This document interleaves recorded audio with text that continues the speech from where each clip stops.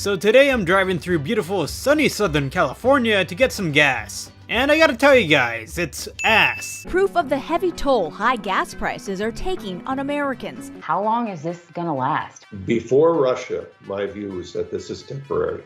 Russia complicates it. You may be wondering who's to blame here. Is it this Putin guy? Is it this Biden guy? Or is it more nuanced than that? Well, let's find out. Republicans in Congress say it's the result of the Biden administration energy policies. Price of gasoline just in the past 13 months has gone up over $1 a gallon.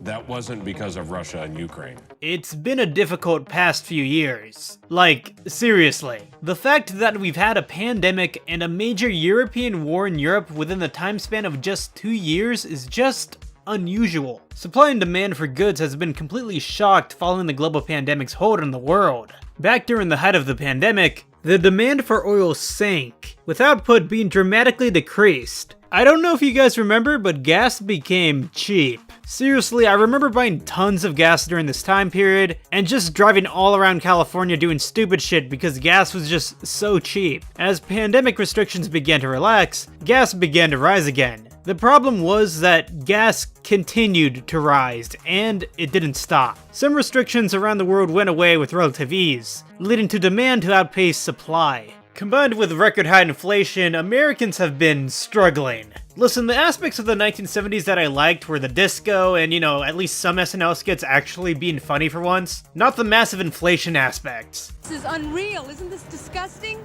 Why doesn't anybody contact the president? Why is he letting this happen to us? Things have gotten so bad, gas thieves have come into the picture. Yeah, there are people who are currently trying to steal gas so that they can resell it for profit and use it for their own personal needs. A Pennsylvania woman found this hole drilled directly into her gas tank, her security camera capturing the man she believes is the culprit walking around her car with a drill and a 5-gallon bucket.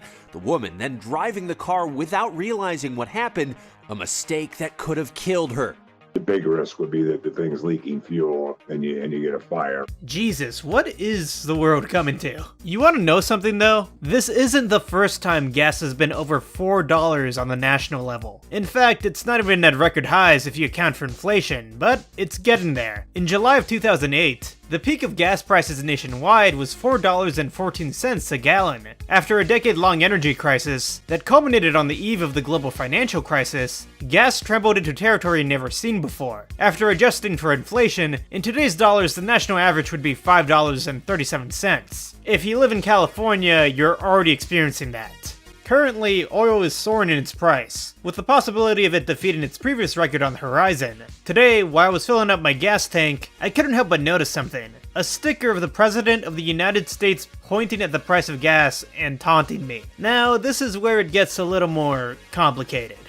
Make no mistake, the current spike in gas prices is largely the fault of Vladimir Putin. It is typical for the president to take the blame whenever there's an energy crisis. Back in the 1970s, Jimmy Carter suffered greatly during the end of his presidency, being unable to turn around an oil crisis, and notably losing to Ronald Reagan in 1980 in a landslide. As mentioned prior, 2008 saw record-shattering gas prices, with President George W. Bush taking the blame. In the fall of that year, Democrats would utterly trounce Republicans in the polls. Here's the thing you have to know about George W. Bush, however. Some of the lowest gas prices of the past 20 years happened under his presidency as well. Gas prices have fluctuated throughout presidential administrations far and wide. The price of gas should not be determined not by the president themselves, but rather the state of the world as well. Don't get me wrong, I'm not going to tell you that the president has no impact on gas whatsoever, as actions taken by the executive can very well cause real-world consequences that affect gas prices. But one must realize that economic shocks have the capability to be much bigger than the sole individual in the Oval Office. During the Trump presidency, the president presided over low gas prices, which is awesome, sure, but this was at the start of the pandemic, when no one was leaving their homes. Was it under Trump's direction that these gas prices were so historically low? No, and the same could be said about the pandemic. Was that Trump's fault? Of course not. Is the current crisis over in Europe Biden's fault? Well, I don't think so either. I believe it would have happened either way, whether it be a Trump presidency or a Biden presidency. Russia's invasion of Ukraine has made the surge in the energy prices even more painful, coinciding with the United States inflation problem, with it being the worst it's been in decades. However, the crisis gets even more complicated once politics gets involved. House GOP leader Kevin McCarthy slammed the president with a blunt statement, writing, "The Joe Biden plan for increasing Americans' standard of living is a complete failure."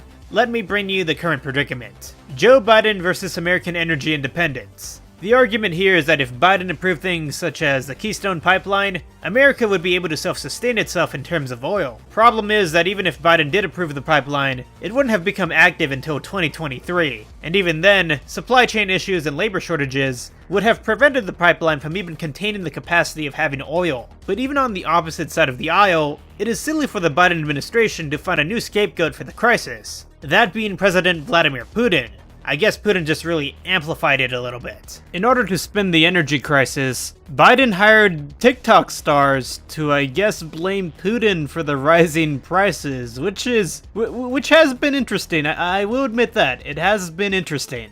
This truly is the sign of the times. Hey, President Biden, how about next time you pick me to explain why gas prices are rising?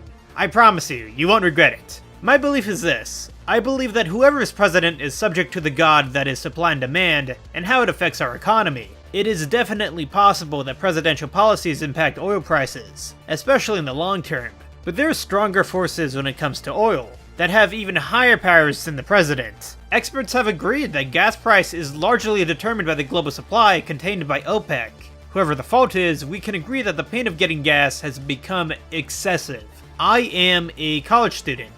I commute to school 4 days out of the week, around 30 miles each way. I've spent hundreds upon hundreds of dollars on gas. No matter the result of the gas crisis, there is much pain involved. I am not alone in this. There are many, many more Americans all across the nation experiencing this trouble. While I was filling up my gas pump today, I kept looking at it and just thought to myself, how much longer are we as a people going to take this? Yep, this sucks.